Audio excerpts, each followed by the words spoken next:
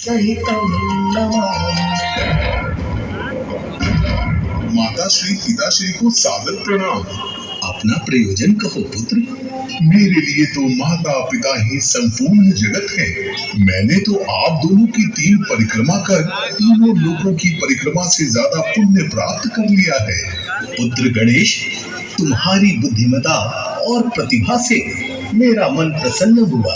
आज तुमने अपनी श्रेष्ठता साबित कर दी है। आज से तुम इस जगत में प्रथम पूजनीय हो गए हो पुत्र।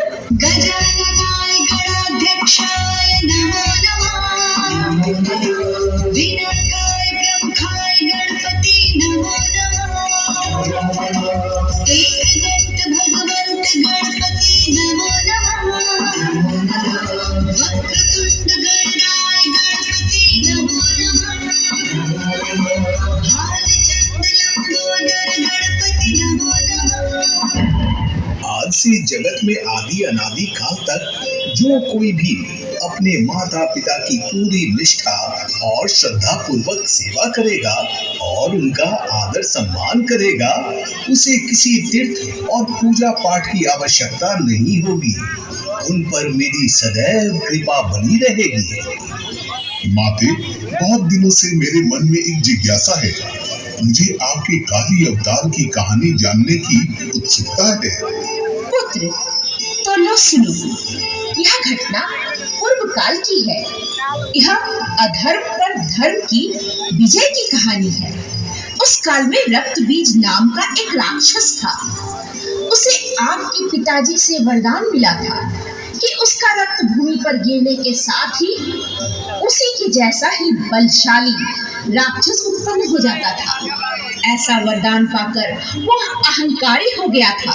निर्दोष प्राणियों की हत्या करता रहता था। एक दिन की बात है, मैं बहन लक्ष्मी और बहन सरस्वती के साथ हिमालय पर्वत पर विचरण कर रही थी। उसी समय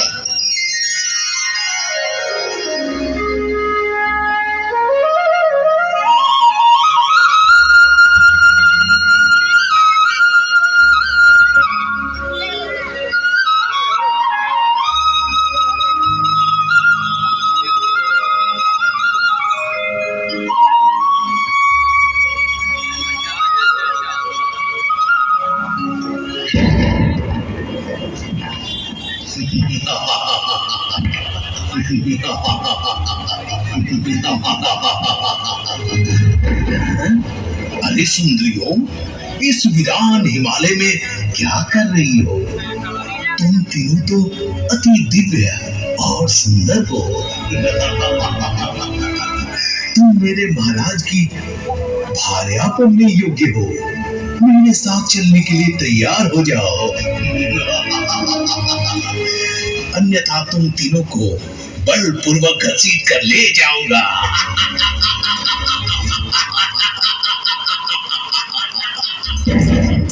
वही रुक जाओ दुष्ट। तनिक भी आगे बढ़े तो जलकर भस्म हो जाओ। अरे, मुझे डराना चाहती हो? मैं सेनापति धूम्रलोचन हूँ। बड़े बड़े देवी देवता तो मेरे नाम से ही डरते हैं।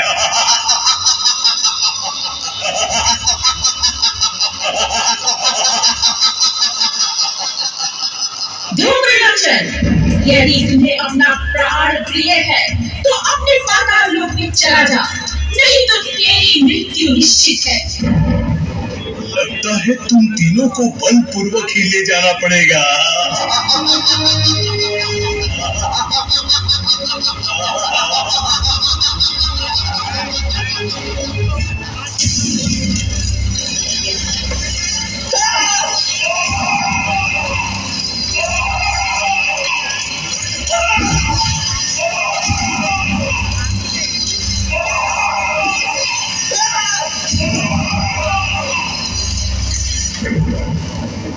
नारायण नारायण।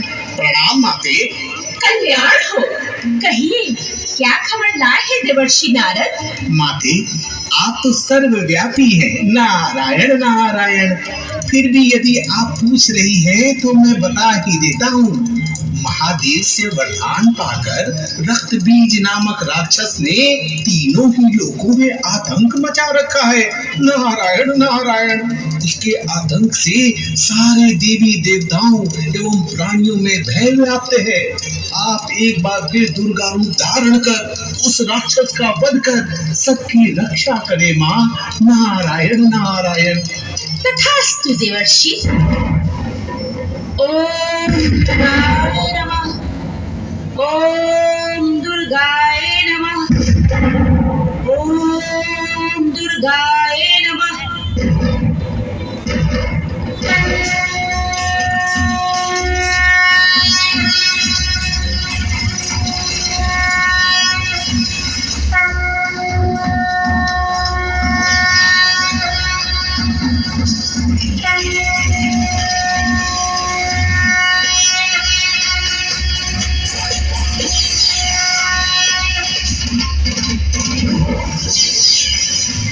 अरे रक्तबीज, कहाँ छुपे हो? आओ मेरा सामना करो। मैं तेरी काल बनकर आई हूँ।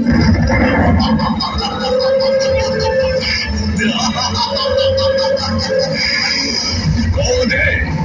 कौन है? किसकी शामत आई है जो अपनी मौत को ललकार रही है? वो जानती नहीं रक्त बीज का दूसरा नाम काल है। काल है। काल है। तुझे मैंने ही ललकारा है दुष्ट। तूने मौत का बहुत तांडव कर लिया। आज ये सारा ब्रह्मांड तेरे मौत की साक्षी बनेगा।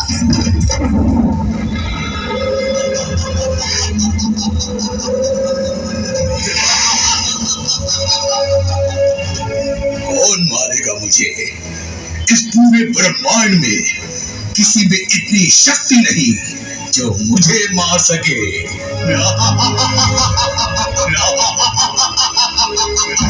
अरे अहंकारी, तेरी मौत तेरे सामने खड़ी है।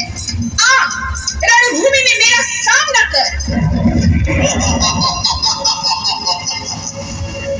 रणभूमि स्त्रियों के लिए नहीं होती सुंदरी। रणभूमि तो योद्धाओं के लिए होती है और तुम तो एक अबला नारी हो और नारी तो सिर्फ सेवा करने के लिए होती है। मुझे अबला नारी समझने की भूल कर रहा है दुष्ट। मैं महिषासुरमर्दिनी चंडमुंड का वध करने वाली आदि शक्ति दुर्गा हूँ। तो कोई भी हो, तुम चलो मेरे साथ। मैं तुम्हें स्वर्गलोक की महारानी बनाकर रखूंगा। तुम्हें वहां इस संसार की सर्वोत्तम सुख की अनुभूति होगी। रक्तबीज!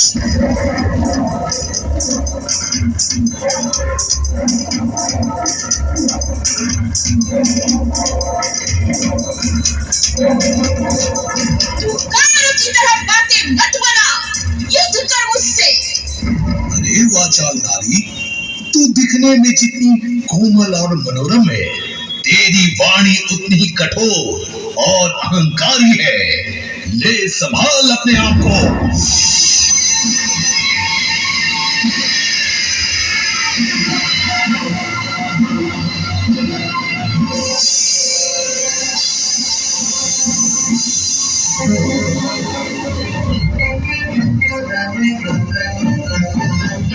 किसका बचेगा, झंडा किसका झुकेगा? आज धर्म और पाप की लड़ाई है। आज धर्म और पाप की लड़ाई है। निर्णय की घड़ी अब आई है। निर्णय की घड़ी अब आई है।